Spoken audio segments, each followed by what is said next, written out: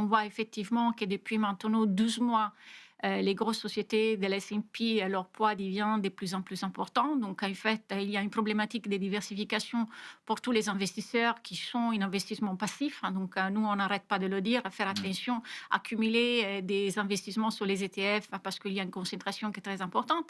Mais deuxièmement, le fait que vous avez 3 des grosses sociétés de l'S&P qui confirment la tendance d'investissement en CAPEX est quand même un facteur que je dirais assez positif, Mmh. pas seulement à niveau microéconomique avec des croissances des profits pour certaines sociétés qui vont profiter de ce CAPEX, mais à niveau macroéconomique.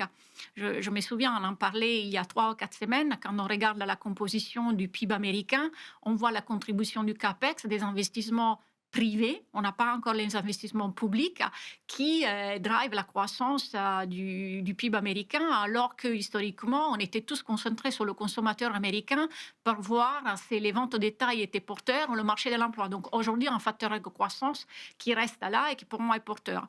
Alors, je pense que ce qui rend le marché volatile aujourd'hui, c'est le questionnement justement, et c'est déjà cité, le questionnement de la monétisation Ouais. du CAPEX. On ne peut pas le savoir aujourd'hui. Comme on ne le savait pas en 2000, là, c'est le CAPEX a été rentable ou pas. Par contre, pour répondre un tout petit peu à la question bulle ou pas bulle, je pense qu'il y a des énormes différences entre les investissements en CAPEX aujourd'hui et les investissements en CAPEX pendant la bulle des 2000.